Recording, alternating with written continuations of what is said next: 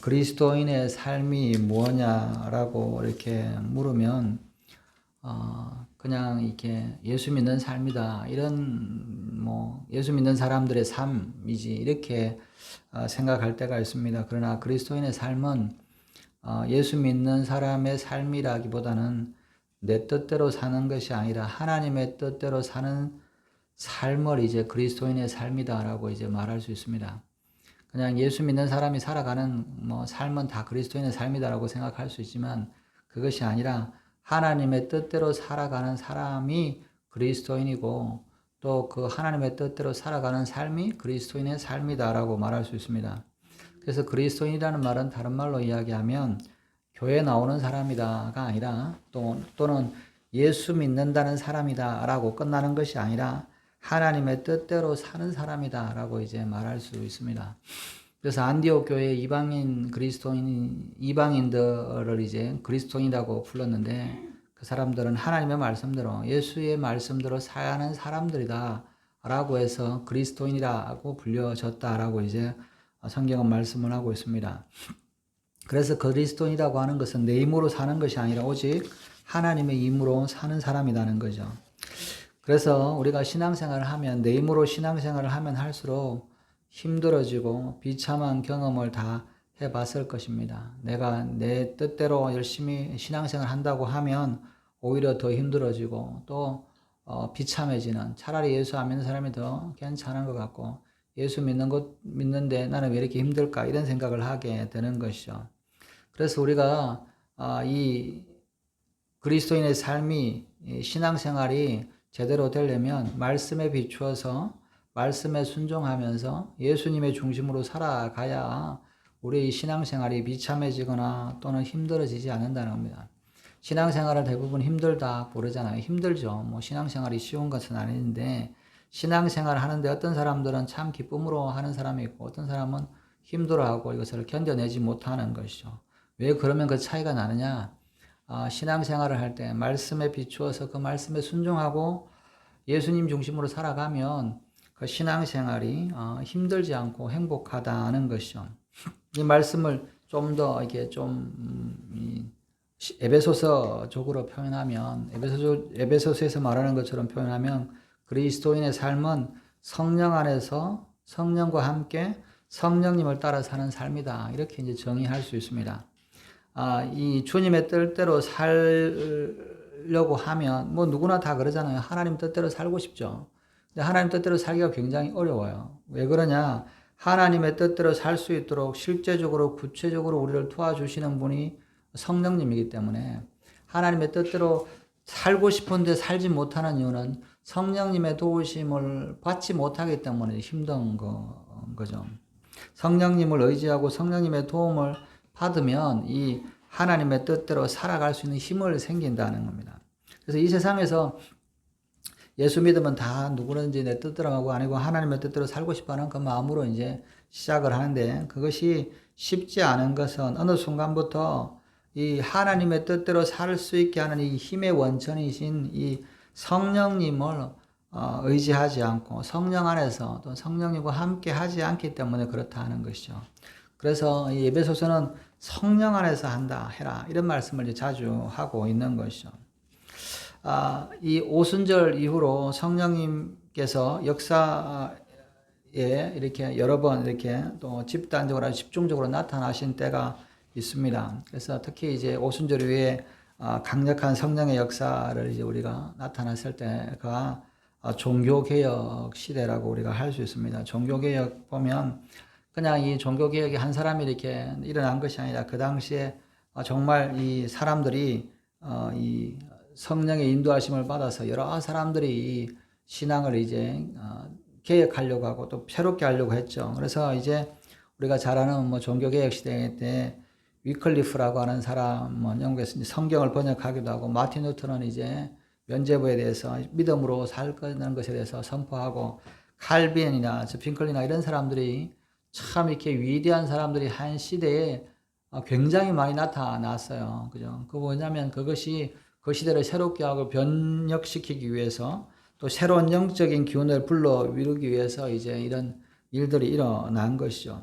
그래서 이런 성령의 역사가 이제 또 이렇게 말씀으로, 그러니까 그전에는 이 중세에는 성경을 읽기가 굉장히 어려웠습니다. 성경을 구하기도 힘들고 성경도 다 이제 라틴어로 이렇게 되어 있기 때문에 라틴어를 이제 알지 못하는 일반 사람들은 성경을 읽을 수도 없고 구할 수도 없고 또 볼 수도 없었어요. 그래서 이제 뭐 신부나 이런 사람들만 이 성경을 읽고 또 그랬죠.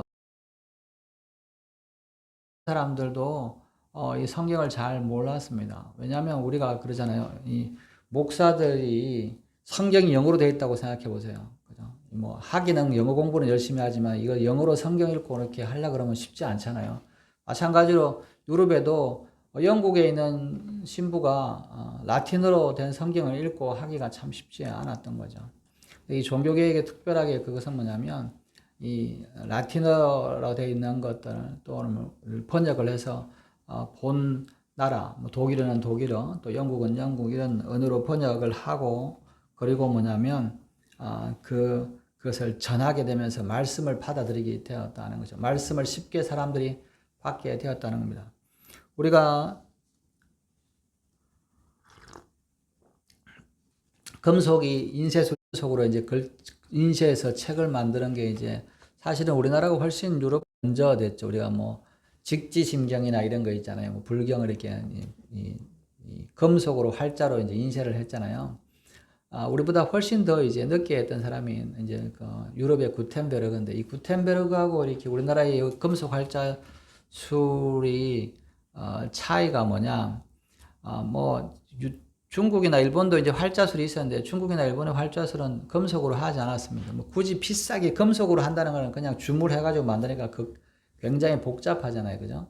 그래서 이제 그렇게 하지 않았는데 한국하고 유럽하고 차이는 구텐베르크의 차이는 한국은 이렇게 금속 활자를 했고 인쇄를 한 다음에 그 책을 인쇄한 책들을 뭐냐면 보관했어요. 이렇게 누구한테 배포해서 보는 것이 아니라 한쪽에 보관하는 이렇게 불경처럼 뭐 발만 대장경처럼 이 보관하는 이런 인쇄해서 보관하는 거였다면 유럽의 구텐베르는 제일 먼저 이제 뭘 인쇄했냐면 성경을 인쇄했습니다. 그래서 성경을 인쇄해서 인생을 나눠주는 인쇄로 이렇게 하게 된 것이죠. 그래서 이제 이 유럽의 역사를 보면 이 영국의 그 성경을 영어로 번역하고 나서 영국의 영문학이 확 발전합니다. 왜냐하면 이제 성경을 이제 읽기 시작하면서 사람들이 이제 문학이 발전하게 되고 독일은 독일어로 번역하면서 이제 뭐 독일 문학이 이제 발달하죠. 우리가 뭐 게테라든지 뭐 이런 것들이 있잖아요. 뭐 이탈리아 또 러시아로 또 모든 유럽의 나라들은 뭐냐면 자국으로 성경을 번역하면서 그 문화가 발전이 된 거죠. 그리고 사람들이 뭐냐면 제일 먼저 책을 읽는 제일 먼저 접하는 책이 성경이었던 거죠. 그래서 성경을 읽으면서 뭐냐면 사람들이 말씀에 따라 우리가 지금 말씀대로 살지 못했구나. 말씀은 이러니까 말씀대로 살아야 되겠다. 이런 생각이 나타나면서 이제 우리가 전례나 형식이나 이런 것이 아니라 뭐 신부가 가르쳐 주는 것이 아니라 예수님의 말씀대로 예수님 중심으로 살아야겠다. 이런 생각이 나타난 것이죠. 그러면서 영적인 기운이 완전히 달라진 겁니다. 그리고 이 영적인 기운은 영국과 미국의 어떤 대각성 운동, 성령의 어떤 각성 운동이 일어났어요. 우리가 잘 아는 영국의 요한 웨슬리 같은 사람이 감리교를 창시했던 요한 웨슬리라든지 또 이제 미국의 조나단 에드워드 그리고 이제 이 조나단 에드워드 위에 또 D.L. 무디 같은 사람 또 빌리 그리암 목사님들 이런 분들 그죠? 여러분 이게 뭐 우리하고 상관없는 것처럼 들리지만 요한 웨슬레의 어떤 영적인 분행 운동이 미국에서 조나단 에드워드로 또 이 영적 대각성이 일어나고 또 조나단 에드워드의 설교 이런 것을 듣고 이 말씀을 들었던 D.L. 무디가 이제 영적인 운동을 하고 D.L. 무디 이런 미국 같은 데는 뭐 우리처럼 교회 안에서가 아니라 천막 치고 이렇게 돌아다니면서 순회하고 집회를 많이 하니까 거기서 은혜 받았던 사람들이 D.L. 무디의 집회에 은혜 받았던 사람들이 대부분 한국의 선교사로 많이 옵니다. 뭐 언더우드 목사나 펜젤러 이런 사람들이 있잖아요. 이 한국에 오는 선교사들이 대부분 뭐냐면 미국 선교사들이 미국의 이 각성 운동, 또 D.L. 무디라는 어떤 성경 중심에 있던 그런 성령의 이런 영향을 받아서 이 말씀의 영향을 받아서 신학의 영향을 받아서 한국으로 이제 대부분 선교를 떠나게 되는데요. 그리고 그 이후로 우리가 뭐 빌리 그레암 목사님이 돌아가셨지만 그분을 통해서 이제 우리가 복음주의라고 하는 거 그런 거잖아요. 복음주의라는 거 에반젤리카 이게 뭐냐면 이 말씀 중심으로 신앙생활을 해야 된다 이런 것들이 이제 일어나게 된 것이죠. 그래서 이 시대가 뭐 18세기 1800년 1900년 이때 정말 많은 나라들이 이제 복음이 전화된 거죠.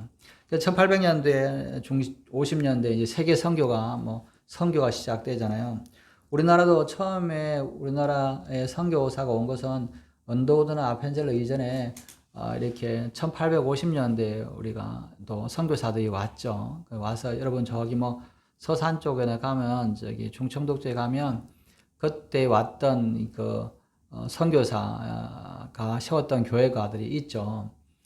물론 이제 거기는 상륙해서 이렇게 서해안을 따라오면서 내려서 복음을 전하고 이렇게 배를 타고 했었지만 그런 선교사들이 1850년경에 나타납니다. 우리가 이렇게 1850년대, 그러니까 1800년대 아주 그 놀라운 선교의 세계 선교가 나타난 사람들 중에서 이 모라비안 교도들이 있습니다. 우리가 이제 그 보헤미안이라고 하는데 이렇게 이상하게 좀 안 적었지만 이 보헤미안 출신의 보헤미안 지역에 있는 모라비안 교도인데 이 사람들은 4명이 모이면 1명을 선교사로 파송을 했습니다. 그래서 4명이 모임, 우리는 선교사 1명 파송하려면 교회가 붙어도 파송하기 힘들다 그러지만 이 모라비안 교도는 4명이 모이면 그 중에 1명을 선교사로 파송하는 역사가 일어났죠. 이 모라비안 이 교도들이 정말 성령의 충만함을 선교할 때 요한 웨슬리가 이 사람들을 보고 변하잖아요. 배를 타고 가다가 폭풍이 일어났는데 자기는 무서워가지고 벌벌벌 떨고 있는데 이 모라비안 교도들은 거기서 배 안에서 기도하고 또 이렇게 성령 충만한 것을 보고 이 요한 웨슬리가 이렇게 변화되죠. 회심을 급히 하는데 그렇게 하는 사람, 그리고 또 우리가 잘 아는 현대 선교의 아버지라고 하는 윌리엄 캐리라든지 OMF를 창설한 허드슨 테일러, 또 웩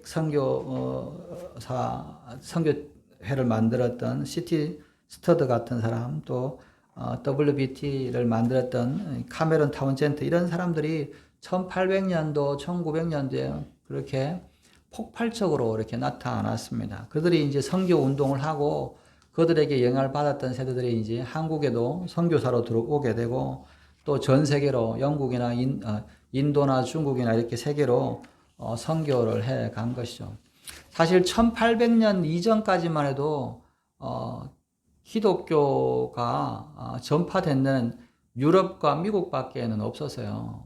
중국이나 인도나 아프리카나 이래 한국이라 했는데 전혀 복음이 안 전해졌던 것이죠. 근데 1800년대에 부터 복음이 전해지고 또 성령의 역사들이 이렇게 종교개혁으로 집중적으로 나타나니까 국가 단위로 집단적으로 성령의 역사들이 이제 나타나게 되는 것이죠. 그래서 이 세계 무대에 이렇게 등장을 하게 되는데 그 중에 뭐냐면 1900년대에 가장 많이 부흥했던 나라들 중에 아프리카라든지 남미라든지 한국 같은 나라도 그죠.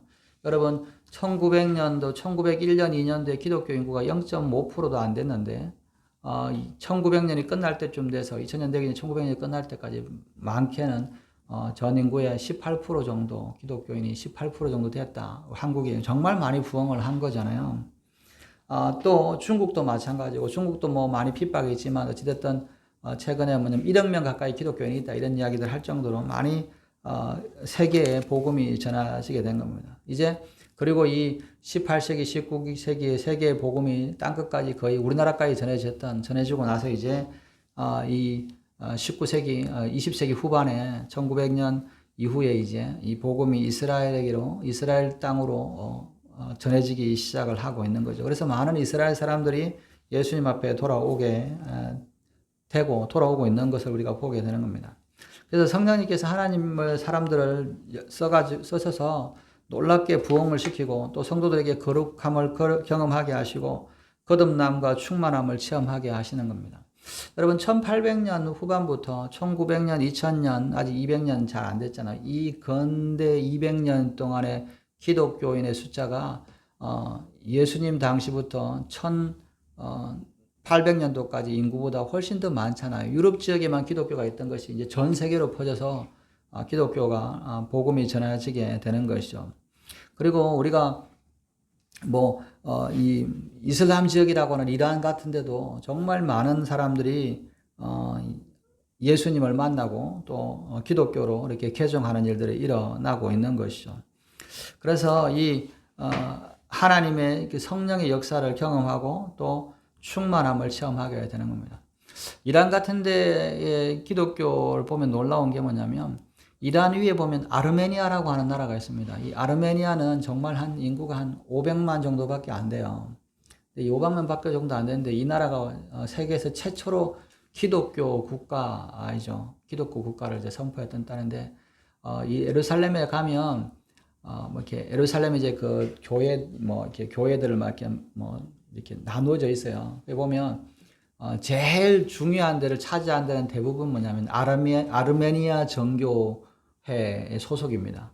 그 아르메니아 정교회. 그리고 뭐냐면 로마 카톨릭도 한참 뒤에요. 아르메니아 정교회 이집트 콥틱교, 그다음에 러시아 정교회, 동방 정교회 다음에 이제 보통 로마 카톨릭이 이렇게 위치를 차지하는데 이게 교회가 있으면 예를 들면 여기 절반 정도는 아르메니아, 저쪽 한쪽에는 이렇게 이런 식으로 그래요. 그 작은 나라인데. 근데 이 아르메니아는 정말 작은 인구인데 왜 500만밖에 안 되냐면 20세기, 18세기에 이 터키 또 이란으로부터 굉장히 많은 핍박을 받았습니다. 150만 명, 200만 명 정도가 예수 믿는다고 순교를 당했어요. 근데 이게 놀라운 핍박을 당했는데 이 아르메니아 사람들이 뭐냐면 이제 이란도 핍박을 했고 터키도 핍박을 하고 다 핍박을 했기 때문에 이 사람들이 외국으로 막 흩어져요. 그래서 뭐냐면 이 아르메니아 사람이 이란에 오는 거에 별로 이렇게 이란 사람들 타치 안 하고, 왜냐면 자기들이 워낙 했던 것이 있기 때문에 터키 사람들 타치 안 해요. 근데 이 아르메니아 사람들이 다니면서 뭐냐면 이란에 가가지고 복음을 전해주고 떠나가고 그런 일들이 굉장히 많습니다. 그래서 전 세계로 돌아다니면서 떠돌이처럼 핍박이 자기 나라 들으니까 떠돌이처럼 복음을 전하는 사람들이 굉장히 많아요. 우리가 이제 그 안양에 있을 때 인도애가 하나 왔었잖아요. 인도에 진화 후배라고 와서 했는데 너 어떻게 믿었냐 그랬더니 아르메니아 이 선교사가 청년이 와서 한 달 동안 인도에 거주하면서 복음을 전해주고 떠나가서 그때 예수 믿었다 그러더라고요. 그래서 아니 어떻게 했냐 했더니 그 사람들은 뭐냐면 그냥 배낭여행 하듯이 이렇게 떠돌아다니면서 복음을 전하고 한 달 있다가 떠나가고 그렇게 해서 복음을 전하는 일들이 지금도 일어나는 거죠. 그래서 힌두교 지역에 그렇게 복음을 전했는데 그냥 어린아이한테 전했는데 그 복음을 받아들이고 신앙을 갖게 되는 것들이 일어나는 것이 그것은 하나님의 사람들의 어떤 역할이죠. 그래서 하나님께서 이런 일들을 향하실 때 성령님을 통해서 어떨 때는 국가 전체가 또는 어떨 때는 집단적으로 어떨 때는 개인에게 역사하셔서 정말 그 사람들이 하나님의 말씀대로 살게끔 변화시키는 역할을 했다는 겁니다. 그래서 이 그리스도인들은 어떤 사람이냐 하나님 말씀대로 사는 사람인데 어떤 사람이냐면 자기가 하나님의 말씀으로 믿은 대로 사는 사람인 거죠. 여러분 삶을 살 때 내 믿는 대로 사는 거 참 쉽지 않아요. 그런데 하나님의 말씀을 믿고 그 말씀대로 살아가는 사람이 그리스도인인데 그 말씀대로 살아갈 수 있게끔 해주는 분이 성령님이시다는 겁니다. 그래서 기독교는 이 믿는 것과 사는 것이 일치하는 사람들입니다. 여러분 근데 이제 기독교가 위기가 찾아올 때는 어떻게 하냐? 신앙의 위기가 찾아올 때는 어떻게 하냐? 믿는 것과 사는 것이 달라질 때는 겁니다. 성경을 믿는데 사는 것은 성경하고 다르게 살아갈 때 이때 이제 사람들이 위기가 오게 되는 것이죠. 그런데 그렇게 하면 교회는 부흥할 수 있는데 삶이 변하지 않아요. 믿기는 하는데 삶이 변화되지 않으니까 신앙이 제대로 되지 않고 믿는 것과 사는 것이 달라지니까 위기가 되는 겁니다. 그런즉 너희가 어떻게 행할지를 자세히 주의하여 지혜 없는 자같이 하지 말고 오직 지혜 있는 자같이 하여. 성경은 우리에게 어떻게 해야 될지, 그러면 어떻게 주의해서 살아야 할지, 행동해야 될지에 대해서 말합니다. 오늘 말씀 보면 자세히 주의하여 지혜 있는 자같이 이렇게 합니다. 자세히 주의해서 지혜 있는 자같이 해라 이렇게 이야기합니다. 그리스도인은 어떻게 살 것이냐에 대해서 주의 깊게 살펴서 삶을 행해야 되는데 진정한 기독교는 이렇게 주의 깊게 지혜 있게 살아야 된다 이렇게 이제 말씀을 하는 겁니다.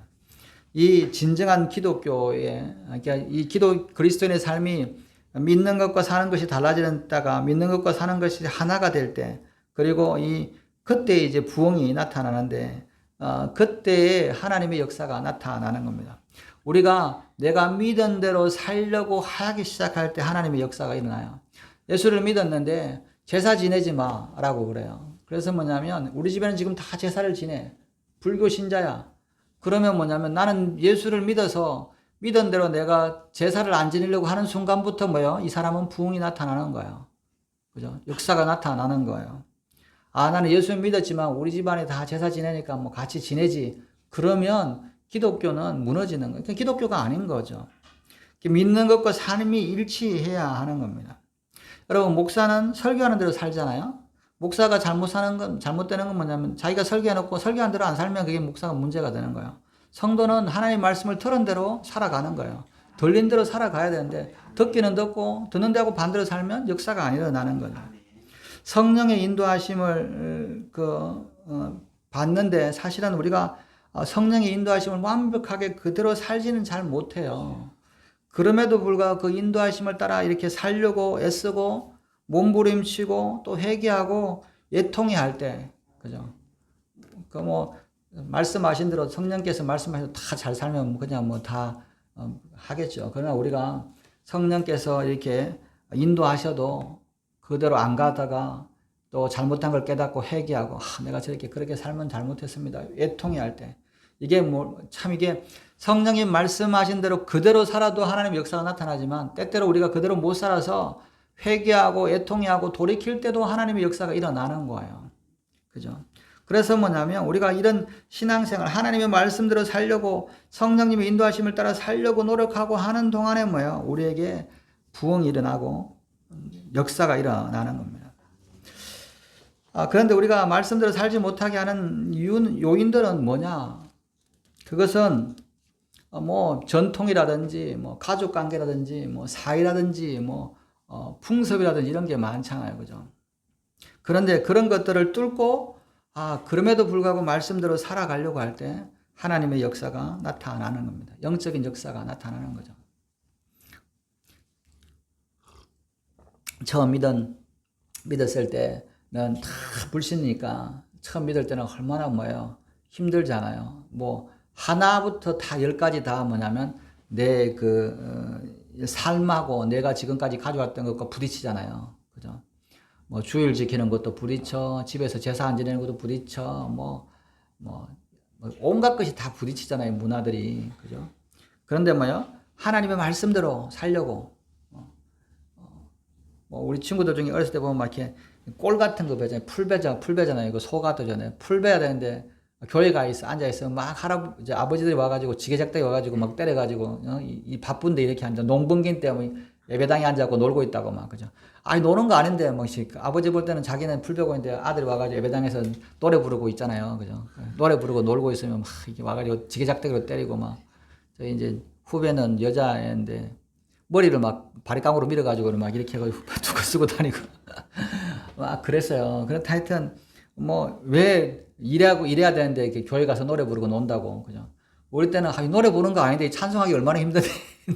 노래 부르고 논다고 그렇게 하잖아요. 근데 교회 가는 게 정말 교회 오는 거, 교회 문 앞을 통과하는 것 자체가 정말 어렵게 온 거예요. 주일 지키기 위해서. 그죠? 아버지가 눈에 피하면 아버지가 눈에 뜨면 일하러 가야 되니까 새벽 5시에 일어나고 아버지 깨기 전에 벌써 교회 와서 있어야 돼요. 교회에서. 아침도 안 먹고, 아침 못 먹을 수 없잖아요. 굶잖아요. 교회에서 밥 주는 것도 국수 같은 거 먹으니까 그걸 때까지 기다리고 저녁 때까지 이렇게 밥도 안 먹고 이렇게 하다가 해지고 나면 들어가야 돼요. 아버지가 또 이렇게 그런 친구들도 있고 그렇게 방해가 많잖아요. 또 제 아는 저희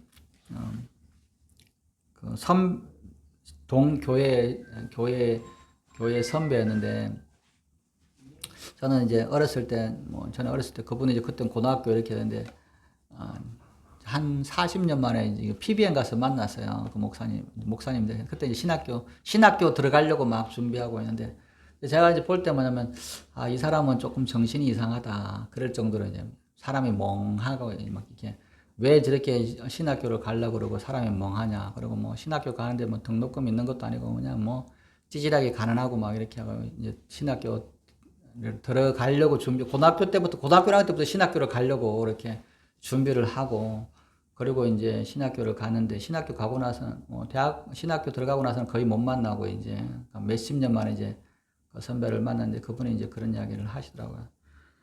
우리 아버지, 어머니가 맨날 싸웠는데, 이렇게, 아버지가 어머니를 때려서 어머니가 돌아가셨다는 거야. 근데 이제, 때리고 나서 이제 뭐 좀 며칠 지나서 돌아가셨는데, 이렇게 자기는 이제 너무 미치고 뭐 활짝 뛰겠는데 자기 아버지가 새로 장가를 돌아가시자마자 한 달도 안 돼서 새로 장가를 들었는데 자기는 막 아버지를 죽이겠다는 그런 막 이게 분노를 가지고 죽이고 싶은 마음을 가지고 교회에 앉아 있는 거예요. 아버지를 죽이고 싶은 일념으로 와가지고 교회에 앉아가지고 기도하면서 그랬다고 그런 이야기를 이제 하시더라고요. 정말 저 형신이 아니구나. 근데 그 안 죽인 것만 해도 그게 말씀대로 살려고 한 거잖아요. 그거 그냥 얼마나 분노하는 거, 그죠? 분노하는 거, 뭐 미워하는 거, 어머니를 이런 거에 대한 뭐 그런 걸 이제 이야기를 하시더라고요. 제가 뭐 토론할 때 이제 좀 오래되기도 하다 담담하게 그렇게 이야기했는데, 이렇게 힘드시게 신앙생활을 했구나.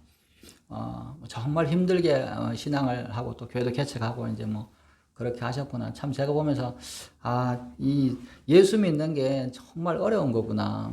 그러니까 그죠? 죽이고 싶은 마음, 분노하는 마음이 있지만 말씀 때문에 못하는 거, 이게 참 그거잖아요. 이게 기독교라는 거죠.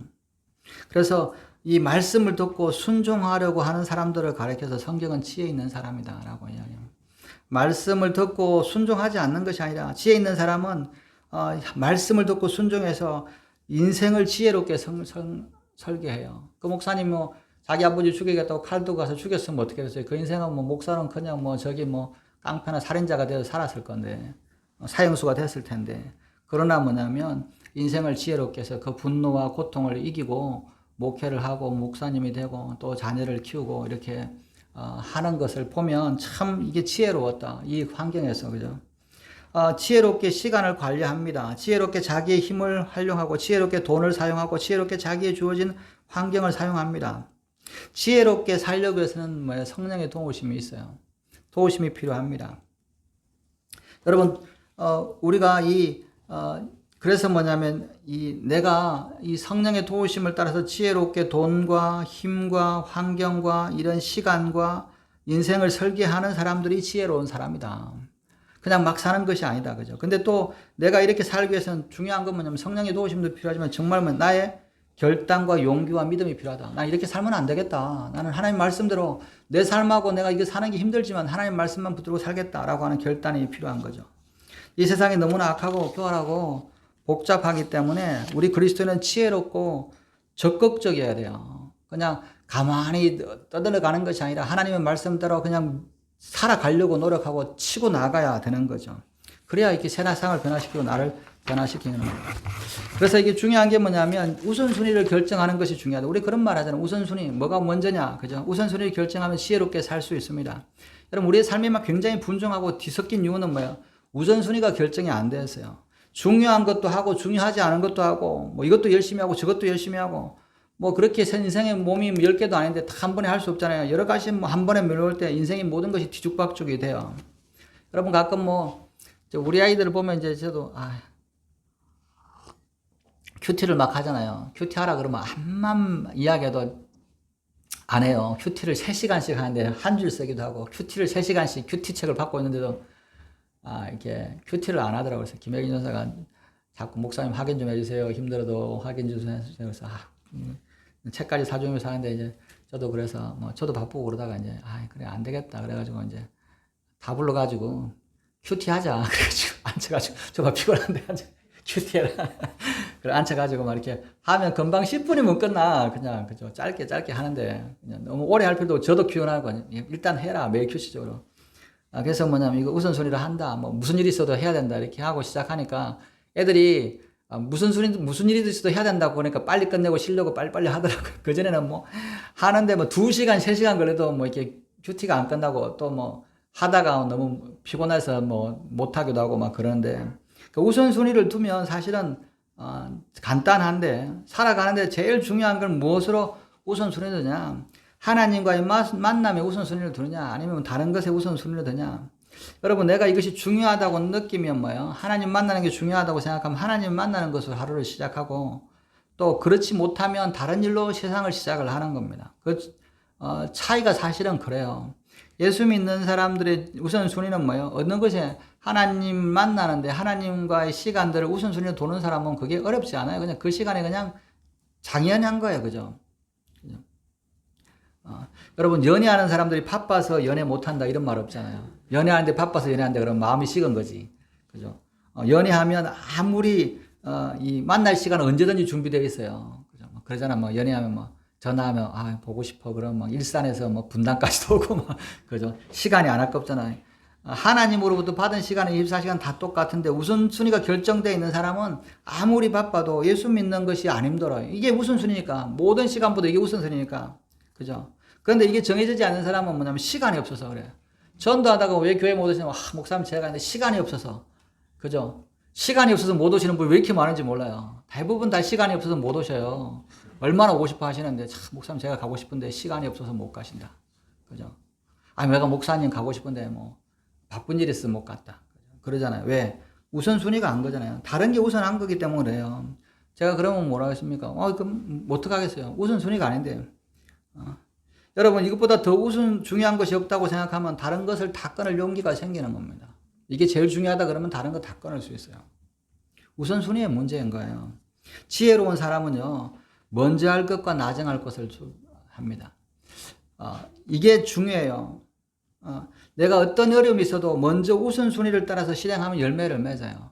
참 이렇게 이 공부 못하는 친구들의 특징은 뭐냐면 중요한 거 공부 안 하고 저 뒤쪽에 있는 거 이런 거 막 이렇게 뭐 각주에 있는 거 막 이런 거 공부하잖아요.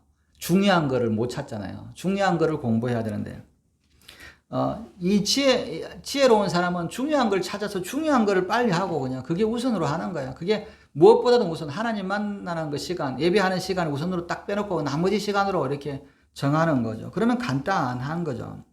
그래서 지혜롭다는 말은 다른 말로 우선순위를 잘 정한다는 겁니다. 내가 인생을 살 때 중요한 것이 무엇인지, 그죠? 후회 없이 살 수 있도록 우리를 인도해 주는 것이죠. 그리고 지혜로운 사람은 자기 길을 가면서도 결코 남에게 상처나 피해를 주지 않습니다. 오히려 다른 사람에게 위로와 용기와 도움을 주면서 자기 길을 가요. 참 어리석은 사람은 뭐야? 내 길을 가면서 다른 사람을 다 피해를 줘. 내 신앙생활 하면서 다른 사람을 다 뭐 무너뜨려. 그죠? 내가 교회 모으면 교회가 무너지고 성도들이 무너지고 공동체가 무너져. 그런 사람이 있는 반면에 내가 가기만 하면 그것이 세워져. 예배가 세워지고 교회가 세워지고 하는 사람. 이게 믿음의 지혜로운 사람이에요. 그러면서 뭐냐면 그 길을 가는 사람은 하나님을 바라보며 가는 겁니다. 하나님을 바라보면 지혜가 생기는 거야. 여러분, 내가 하나님을 바라보지 않기 때문에 지혜가 없는 거예요. 지혜라고 하는 것은 하나님을 바라볼 때, 성령의 도우심을 받는 때, 성령의 충만함을 받을 때 생기는 겁니다. 사도 야고보는 뭐야? 너희 중에 누구든지 지혜가 부족하거든 모든 사람에게 후히 주시고 꾸짖지 아니하신 하나님께 구하라. 그리하면 주시리라. 여러분, 하나님 앞에 구하십시오. 하나님 앞에 구하면 하나님의 지혜를 주세요. 하나님의 지혜는 뭐야? 하나님이 중심으로 하나님이 뭐라고 생각하는지 깨달으면 그게 하나님의 지혜예요. 하나님, 제가 돈 벌러 갈까요? 교회를 갈까요? 그죠? 돈 벌러 가라. 그러면 그는 지혜 없는 사람. 하나님은 야, 너 나 만나는 게 좋으냐? 다른 게 만나는 게 좋으냐? 돈 버는 게 중요하냐? 그죠? 하나님 만나는 게 중요합니다. 그러면 교회 오는 거지 뭐. 그죠? 다른 거 뭐 결정할 게 어려울 게 없잖아요.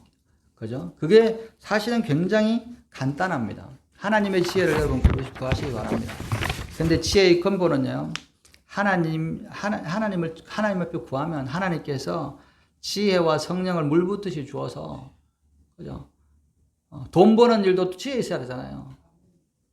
공부하는 것도 지혜 있어야 되잖아요. 하나님 앞에 나오면 하나님이 주신 것으로 하라는 거죠. 16절에 세월을 아끼라 때가 악하니라. 그러므로 어리석은 자가 되지 말고 오직 주의 뜻이 무엇인가 이하라. 술 취하지 말라. 이는 방탕한 것이니 오직 성령으로 충만함을 받으라. 지혜롭게 살려면 세월을 아껴야 된다고 말씀합니다. 왜냐하면 때가 악하기 때문에 그렇습니다. 세월을 아끼라는 말은 원어를 추적해보면 주어진 시간을 선용해라. 주어진 기회를 선하게 사용해라 이런 뜻이에요. 그것은 뭐냐면 우리에게 주어진 여건과 기회를 선하게 사용하는 것이야말로 세월을 아끼는 겁니다. 그래서 뭐냐면 건강할 때 일하는 거예요. 그냥 건강할 때 막 일하는데 건강할 때는 막 놀고 나이 들어서 일한다. 그건 아니에요. 건강할 때 일하는 거예요. 병들면 일할 수 없습니다.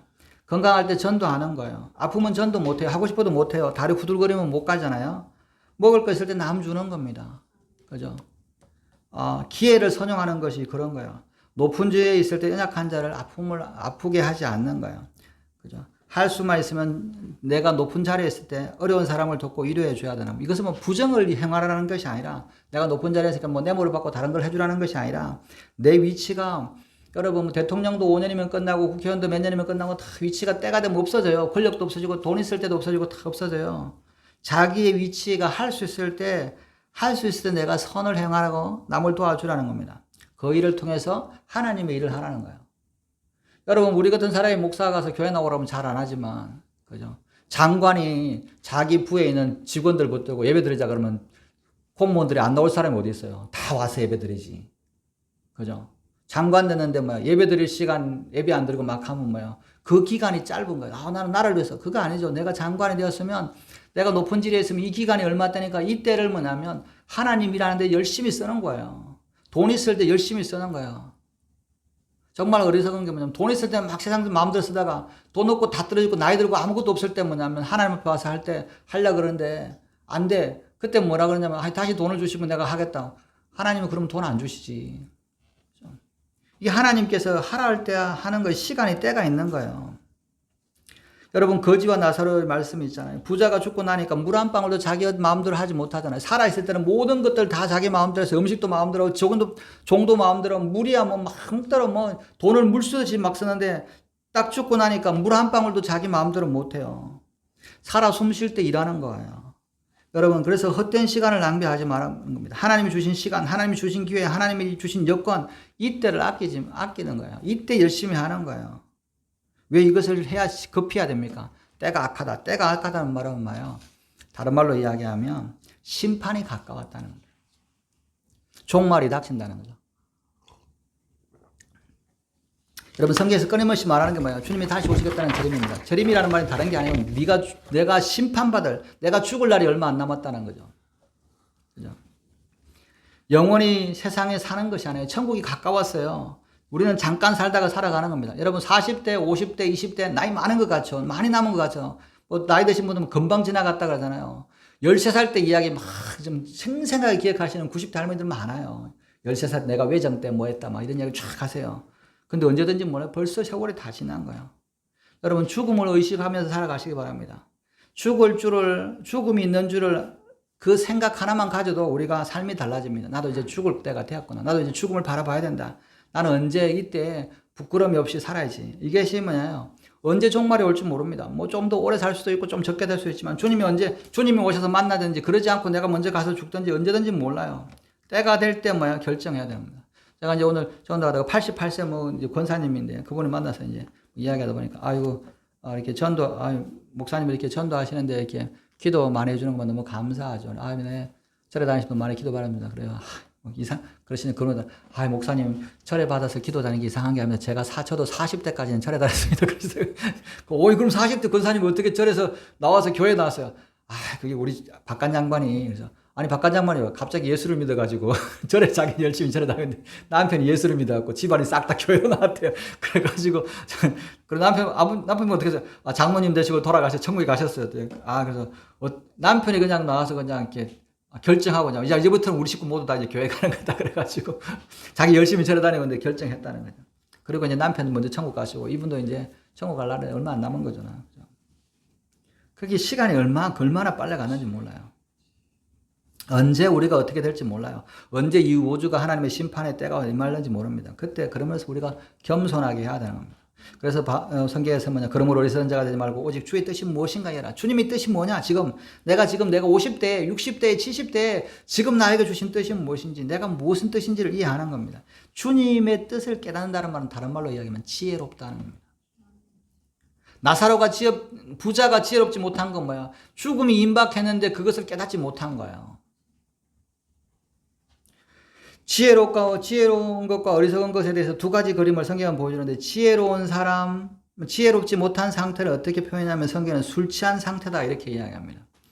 술 취한 사람들은 어떻게 해도 사리 분별이 잘 안 되잖아요. 그죠? 방황하잖아요. 왔다 갔다 하잖아요. 술이 그를 지배하잖아요.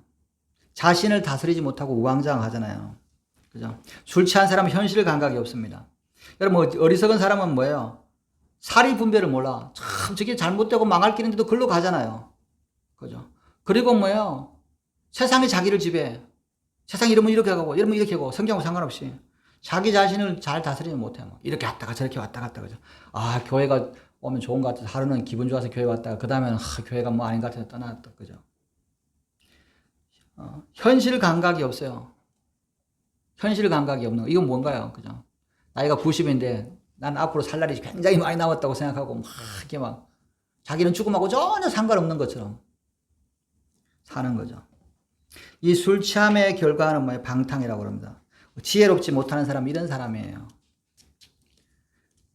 그러면 반대로 지혜로운 사람은 어떤 사람입니까? 성령 충만한 사람이다. 성령 충만한 상태다. 여러분 성경에는 성령 충만에 대해서 4가지 열매를 이야기합니다. 성령 충만하면 4가지 열매를 맺게 되는데 그것은 뭐냐면 오직 성령의 충만함을 받으라는 말은 뭐야? 잠시 그렇게 성령 충만하라는 것이 아니라 계속 충만하라는 겁니다. 여러분 예수님의 비유 중에 7 귀신 나간 사람의 이야기가 있죠. 더러운 귀신이 사람에게서 나갔어요. 그래서 물 없는 곳으로 다니다가 쉬기를 구해서 쉴 것을 얻지 못하고 이에 이르되 내가 나온 내 집으로 돌아가리라 하고 와보니 그 집이 비었고 청소되고 수리되었거나 이제 가서 저보다 더 악한 귀신 7을 데리고 들어가서 가니 그 사람의 나중 형편이 전보다 더욱 심하게 되니라. 이 악한 세대가 또한 이렇게 되리라.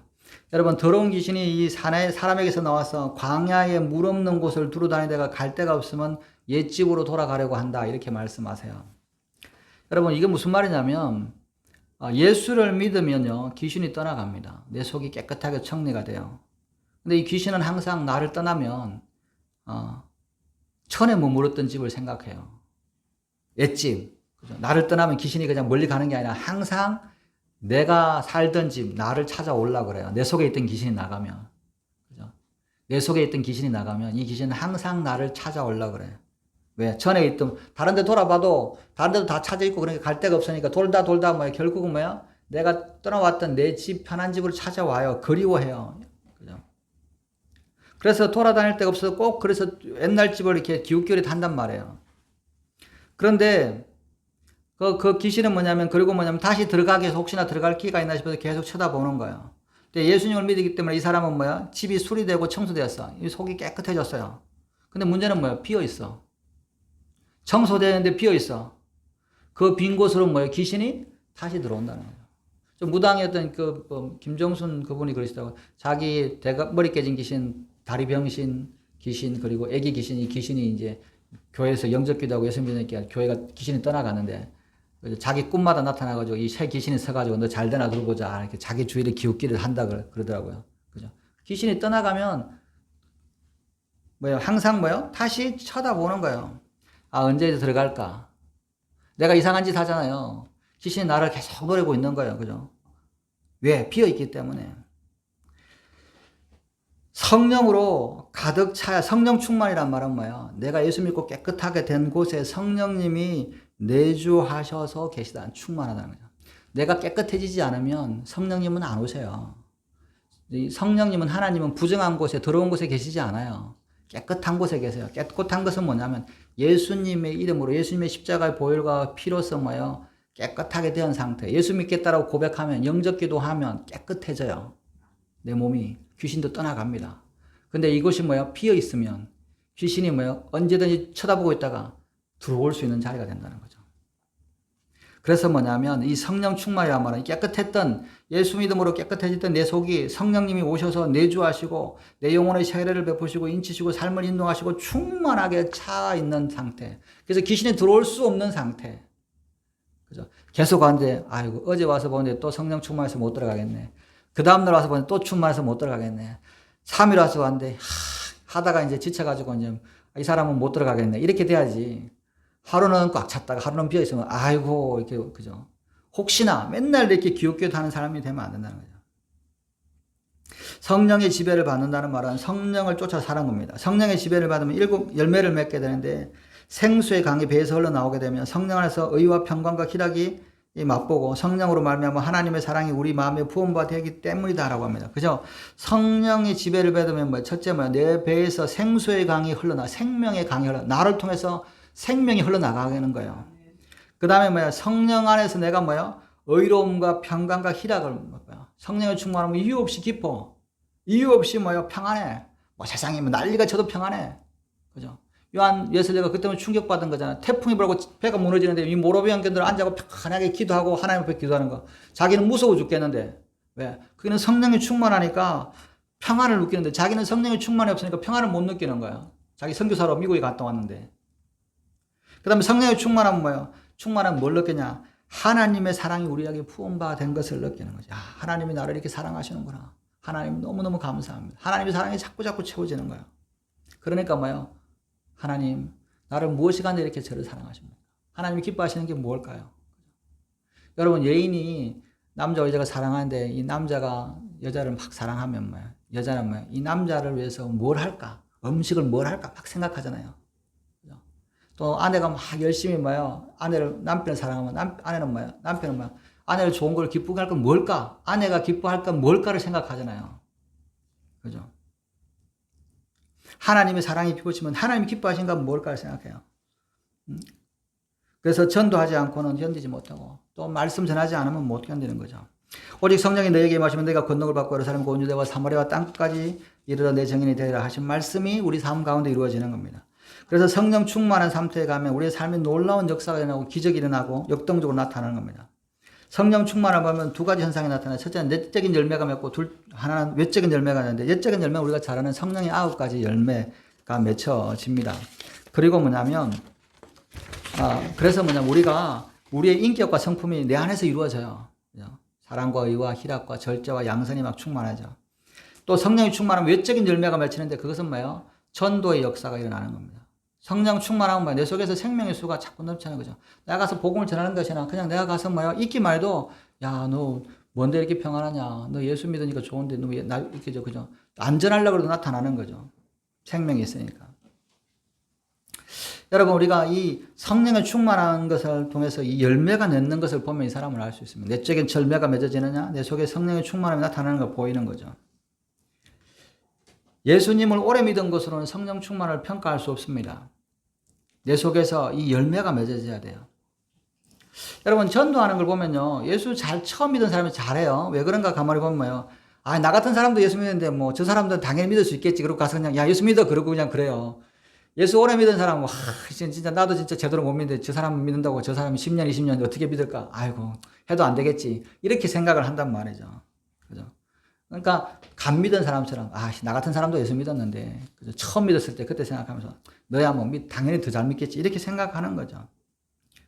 여러분, 성령 충만함 이런 생각이 드는 거죠. 19절에 시와 찬송과 신령한 노래로 서로 화답하며 너희의 마음으로 주께 노래하며 찬송하며 범사에 우리 주 예수 그리스도의 이름으로 항상 아버지 하나님께 감사하며 그리스도를 경외함으로 피차 복종하라. 첫째 시와 찬송과 신령한 노래로 서로 화답하는 역사가 나타난다는 겁니다. 성령 충만하면 여러분, 이 서로 화답한다는 말을 주의해 보시기 바랍니다. 사람과 사람 사이에, 부부 사이에, 부모와 자식 가는 사이에 시와 찬미와 신령한 노래가 넘쳐나는 거예요. 그죠? 성령 충만하면 부부 사이에, 자녀 사이에, 사람들 사이에 기가 막힌 관계가 있는 거예요. 여러분, 사람을 만나면 기뻐서 서로가 기뻐하는 상태. 성령 충만하면 서로 만나기만 해서 그 자리에만 있어도 기쁜 사람이 있는 거예요. 그 자리에만 있어도 기뻐하는 사람이 있는 거예요. 그런데 어떤 사람은 그 자리에만 있으면 싫어 막. 그죠? 그러면 안 되는 거죠. 여러분, 성령 충만하면 서로 나누고 싶어서 어쩔 줄을 몰라요. 여러분, 하나님의 말씀이, 시편의 말씀이 입에서 튀어나와요. 그죠? 찬양이. 그죠? 여러분, 그런 거잖아요. 여호와는 나의 목자시니. 그렇게 아무렇지도 않게 지나가다 여호와는 나의 목자시. 그리고 막 감동받아요. 그죠? 푸른 추장으로 누이신다. 이런 거잖아요. 나를 사망의 음침한 골짜기를 다닐지라도 내 속에서 막 하나님 말씀이 넘치잖아요. 기쁨이 넘치는 거잖아요. 성령이 충만하면 인간 사이에 이런 일이 벌어지는 거예요. 하나님의 말씀이 교제가. 두 번째, 성령이 충만하면 주님과 대화합니다. 주님 옆에 노래하는 거예요. 여러분, 처음에는 인간과 인간 사이에 시와 찬미와 노래가 이루어지는 거예요. 성령 충만하면. 그 다음에는 내 영혼이 하나님을 찬양하게 되는 겁니다. 여러분, 예수 믿는 사람이 교회 오면 성령 충만한 사람이 모이면 서로가 찬송과 찬미와 신령한 노래가 교제하고 나서 그 다음에 내 속에 기쁨이 넘치는 거예요. 여러분, 우리가 순서가요. 하나님의 성령의 충만함으로 말미암아 하나님으로부터 이렇게 막 사랑이 막 부어져서 이런 것보다도 먼저 내가 충만함으로 충만한 사람끼리 서로가 화평하고 교제하면서 하나님을 찬양하고 감사하는 것들이 차질 때 하나님을 찬양하는 것이 나타난다는 거야. 이 다른 말로 얘기하면 우리가 교회에 와서 교제함으로 하나님 앞에 교제하고 같이 공동체를 이룰 때 그것을 통해서 하나님을 찬양하는 거야. 아, 우리 교회는 왔더니 참 이렇게 냉랭하네. 네가 문제야. 그죠? 그래서 뭐냐면, 그래서 그런 관계가 되면 뭐야? 사람 관계가 되면 기뻐지면 뭐야? 하나님을 찬양하죠. 그래서 노래 찬양했잖아요. 내 영혼이 은총이 뭐, 그죠? 중한자진 벗고 나니 슬픔 많은 이 세상도 천국으로 하다. 이 하나님을 찬양하는 거죠. 마음이 변하는 거예요. 여러분, 마음이 변하면 세상이 변합니다. 여러분, 세상이 뭐예요? 마음의 문제인 거예요. 세상이 문제가 아니에요. 뭐 불교도 그러잖아요. 마음이 문제라 그러잖아요. 마음을 닦아라 그러는데 그런 거하고 비교할 수 없이 우리 마음이 뭐야? 하나님으로 말미암아 충만해지는 거예요. 그래서 빌립보서에 보면 아무것도 염려하지 말고 다만 모든 일에 기도와 간구로 너희 구할 것을 감사함으로 하나님 앞에 하라. 그리하면 모든 지각에 뛰어난 하나님의 평강에 그리스도 예수 안에서 너희의 마음과 생각을 지키시나. 성경은요, 우리에게 예수 믿으면 환경을 바꿔주시겠다고 말씀하지 않습니다. 대신 너희의 마음을 지켜주시겠다. 여러분, 우리 지킬 만한 너희 마음을 지켜라 그러잖아요. 마음이 평강과 희락과 감사와 찬양이 넘치면 세상에 무슨 일이 있어도 뭐요? 요동되지 않는 거예요. 내가 변하면 뭐요? 가족이 변하는 거죠. 내가 변하면 주위가 변하고, 내가 변하면 직장이 변하고, 내가 변하면 모든 것이 좋아지면 세상이 왜 이렇게 힘들지? 왜 세상이 나를 미워할지? 왜 직장이 나를 미워하고 내 가족들이 나를 귀찮게 하고 나를 힘들게 할까? 내가 안 변한 거예요. 내가 너무 안 변한 거죠. 여러분, 이게 하나님의 법칙이랍니다. 그죠? 여러분, 하나님의 시선이 느껴지면요, 세상이 어떤 시선에 낙심하지 않아요. 세상 사람들이 뭘 보든지, 뭐, 어떻게 생각하든지. 저는 이렇게 전도를 나가면서 느끼는 건 뭐냐면, 이 전도는 전도해서 사람을 구원하는 게 아니라 나를 전도하는 거다. 이런 생각이 들 때가 참 많아요. 왜냐면, 진짜, 어떨 때 맨날 충만해서 나가는 게 아니라 막, 천근만근 같은 가기 싫은 마음으로 막 나가잖아요. 나갈 때도 있고. 가서 보면 뭐냐면 사람 얼굴 잘 못 알아가지고 이게 뭐 이 박 집사님 근데 처음 보는 사람인 경우도 있고 막 그렇잖아요. 이게 왜냐면 헷갈려 마스크 쓰고 그러니까 그러면 막 이렇게 뭐 좀 바보처럼 이렇게 행동할 때도 있고 뭐 어리숙한 것처럼 행동하고 막 그렇잖아요. 그죠? 그런데 뭐냐면 이렇게 참 나갈 때는 힘든데 나가서 돌아다니다 보면 뭐 사람이 뭐라고 그러는 거 별로 신경 안 쓰고 뭐냐면 하나님이 뭐라 그러시냐에 집중하게 되니까 별로 그냥 시간들이 이렇게 그게 안 되는 거잖아요. 그래서 뭐냐면 가난과 뭐 고통과 이 세상의 것들이 뭐 나를 누르는 것이 아니라 그 시간 동안은 뭐야? 하나님이 이렇게 하시니까 그죠? 제가 이제 가지고 이게 흉터를 가지고 다니는데 이렇게 왜 그럴 카르세요? 이거 수술해서 갔더니 다들 우리 목사님이 수술해가지고 지금 큰일 났다 그래가지고 이 보시라고 그래서 처음은 아이고, 이렇게, 이 칼자국 이렇게 나가지고 우리 목사님이 이렇게, 교회도 안 나와서 우리 목사님이 해가지고, 우리 목사님 목에 이렇게 칼자국 흉터가 났다고, 이렇게. 그래서 이렇게 하고 있는 거 내려가지고, 네, 그리고 이렇게 다들, 온 동네도 막내 이렇게 소문이 다 나가지고. 근데 뭐냐면 뭐, 그죠. 그렇게 뭐, 부끄러운 게 아니라 사실 가린 거잖아요. 그니 다 끄집어내가지고, 그냥, 네, 그리고 부끄럽지 않은 거잖아요. 시선이 어떻게 하나님이 뭐 중요한 거니까. 내 마음이 그냥 평안한 거잖아요. 세 번째로 성령 충만하면 모든 것에 감사합니다. 성경은 범사에 우리 주 예수 그리스도 이름으로 항상 아버지께 감사한다. 여러분, 성령 충만하면 감사가 넘칩니다. 여러분, 내 입술에 감사가 없으면 성령 충만하지 않은 거다. 여러분, 이게 저는 참 이렇게 보면 교회에 오신 분만 해도 정말 감사하다. 이 교회 한 명 오기가 얼마나 힘든데 이게 앉아 있는 분만 해도 너무너무 감사하고 이렇게 많이 전도하는데 이렇게 안 올 수도 있는 것이기도 하고 그래서 자 이야기했더니 다른 목사님들 우리도 우리 저처럼 뭐 목사님들도 대부분 막 전도 굉장히 많이 하시는 분들 매일 전도하시고 뭐 전도 우리 이제 6,000개 정도 한 8,000개 정도 한 4개월에 한 8,000개 정도 금방 하잖아요. 8,000개 정도 하는데 뭐 그분들도 거의 비슷하게 많이 하시는데 그분들도 그냥 어떻게 전도 해도 안 오고 그죠? 한 사람도 안 오냐, 그죠? 사모님은 지난번에 월요일에 만났는데 한 사람도 안 오고 그나마 있던 조현병 환자였던 성도마저 교회를 안 나온다고 연락을 할 때마다 안 오는 것도 이게 힘든데 있던 사람들마저 나간다 그러니까 조현병이니까 얼마나 사람이 왔다 갔다 했겠어요, 그죠? 양보관이 몇십 년 전에 그 사람은 확 성교가 했는데 갑자기 교회를 안 나오고 그죠? 그럴 때마다 뭐냐면 참 힘들다, 그죠? 그런 이야기를 하는데 또 그러니까 감사하다, 그죠? 감사. 사람이 있어도 감사, 없어도 감사. 있으면 있어도 감사, 없으면 아유 저런 사람 없어서 감사. 저 사람 오면 어떻게 힘들까 감사. 감사는 하나님의 사람의 특권입니다. 여러분 사람의 특권이 감사예요. 이게 뭐예요? 의무가 아니에요. 여러분 무신론자의 최대 고민이 뭔지 아세요? 하나님이 없다고 무신론자의 최대 고민은 뭐야? 감사할 대상이 없어요. 감사할 대상이 없는 거예요. 감사하고 싶은데 감사할 대상이 없어. 왜? 하나님이 없다 그랬으니까. 누구한테 감사하겠어? 그죠? 여러분 이게 신학자인 나놀드 리브라고 하는 분이 이렇게 이야기했습니다. 기독교의 덕은 세 가지가 아닌 네 가지다. 여러분 기독교의 덕이 세 가지잖아요. 우리가 잘 아는 덕, 그죠? 믿음, 소망, 사랑, 그죠? 근데 이분은 뭐냐면 네 가지다. 믿음, 소망, 사랑, 감사, 그죠? 여러분 누구에게 감사합니까? 오늘 하나님 앞에 감사하시기 바랍니다. 창조자 하나님께서 내게 생명을 주시고 내 삶을 주시고 나를 만드셨을 뿐만 아니라 마지막까지 나를 붙들어 주시는 하나님 앞에. 여러분 내가 아프고 힘들어도 감사하죠. 저도 막 허리 아프고 뭐 또 이렇게 아플 때마다 이게 이제 이게 뭐 어른들 볼 때마다 이분들이 하루가 다르게 나이가 늙어드시고 이게 목 거동이 불편하신 분들이 보이잖아요. 그럴 때마다 뭐냐 나도 저 길을 갈 건데 그래도 뭐냐 저 때까지 주님을 믿고 있는 게 참 감사하고 주님 들어갈 때도 감사하고. 그러니까 이전에는 막 부모님들 원망하지만 우리 엄마는 왜 이렇게 하고 우리 아빠는 이렇게 돈 많은 집이 아니고 왜 이렇게 뭐 힘 안 되니까 이렇게 하고 뭐 우리 아내는 뭐 부인은 왜 그럴까 뭐 자식은 왜 그럴까 막 그러다 그런 게 아니라 부모님이 태어나게 해서 감사하고 그죠? 또 아내나 남편도 뭐야 감사하고 그래도 없는 것보다는 있는 게 낫고 그죠? 돈 건지러울 때 긁고 줄 것만 해도 그냥 감사하고 자식들이 있어도 감사하고 친구들 감사하고 그죠? 감사가 자꾸 넘기잖아요.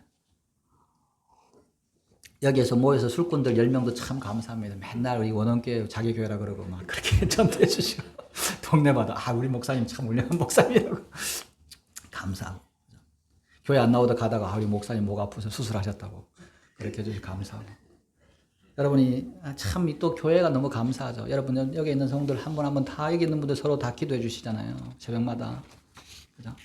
교회가 서로 나를 위해서 기도해 주고 제가요 이렇게 참 이렇게 기도 이제 지난번에 이렇게 박종래 씨도 권사님이 이따 가시고 강명으로 가시면 오래간만에 이제 만나는데 이제 기도를 하는데 나도 모르게 기도하는데 그 남편 이름, 아들 이름, 딸 이름이 쭉 나오더라고요. 쭉 기도하니까 목사님 아직도 제 이름을 이제 안 잊어먹었네요. 이름도 잘 기억하셨네요. 그래서 제가 이사 간 사람은 기도를 안 해주려고 했는데 이사 간 사람은 기도를 안 해주려고 했는데 그래서 그냥 혹시나 올지 몰라가지고 기도를 하는 사람들이 있어가지고 그죠? 여러분 기도에서 이름 빠지는 것마다 참 불쌍한 거 없습니다. 기도에서 이름 빠지는 거. 교회 공동체에서 우리에게 있으면 기도하잖아요. 근데 교회에 있다가 떠나가면 어느 세월이 지나면 기도에서 빠지잖아요. 어느 순간부터 1년, 2년은 기도하는데 좀 지나고 나면 빠지잖아요. 그게 참 불행인 겁니다. 기도에서 빠지는 거. 그런데 우리가 기도의 공동체, 서로 하나님의 사랑의 공동체, 봉사의 공동체, 예배를 같이 드리는 거, 구제하는 거, 선교하는 거, 이 공동체의 교회를 주신 거 하나님 앞에 감사하시기 바랍니다. 그죠? 나 같은 사람을 받아줄 교회가 어디 있을까 생각하시면서 다른 데 가면 나는 왕따 되는 사람이다 이렇게 하시고 여러분이 성령 충만할 때 그리고 네 번째 열매가 있는데 그것은 뭐예요?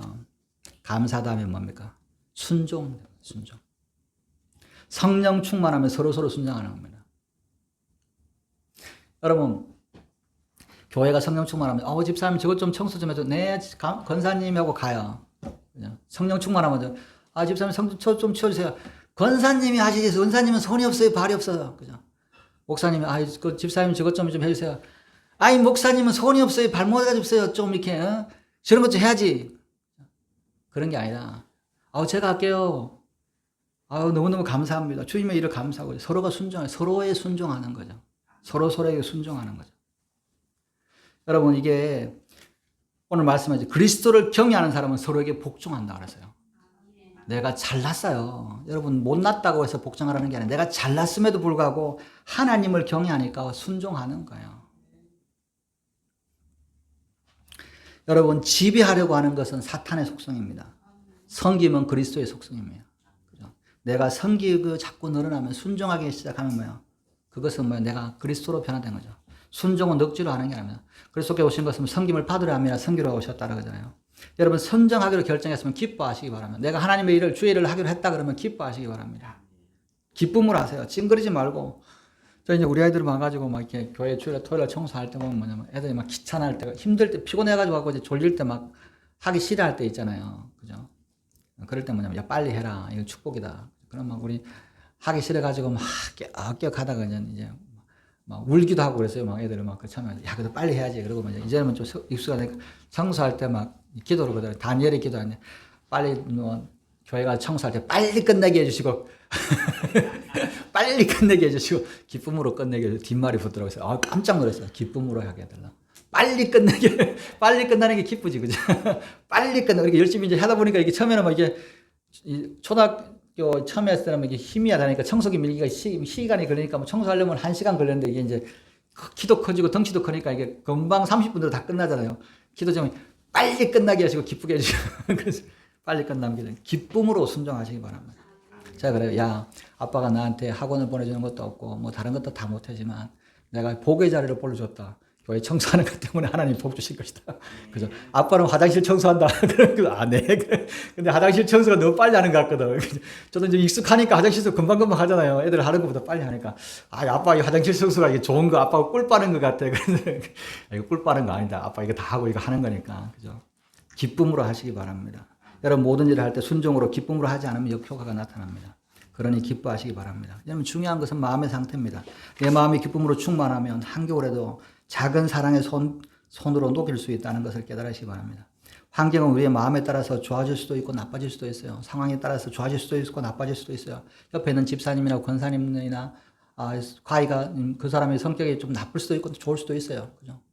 사람이 상대편 사람이면 기분 좋을 수도 있고 나쁠 수도 있잖아요. 그러나 내가 충만하고 기쁘면 그거하고 상관없이 관계가 좋아져요. 그 사람에 따라서 휘둘리면 안 되죠. 내 마음에 따라 초가집이 궁궐처럼 될 수도 있고 성령이 충만해지고 치유해주면 성령이 충만해지면 이 놀라운 삶을 경험하는 겁니다. 이 삶을 경험하고 나면요 세상 삶이 부럽지 않은 거예요. 오늘 성령 충만하고 이런 삶을 누리시고 이런 삶을 살아가시는 저와 여러분들 되시기를 주님의 이름으로 축원합니다. 기도하시겠습니다. 하나님 아버지 우리가 성령 충만함으로 살아갈 때 지혜롭고 하나님의 말씀을 열매를 맺어가는 줄 믿습니다. 오늘도 우리가 그리스도인으로서 성령 안에서 행하는 저희 삶이 되게 하여 주시옵소서. 감사하며 이 모든 말씀 우리 구주 예수님의 이름으로 기도드렸습니다. 아멘. 195장 찬양하시겠습니다.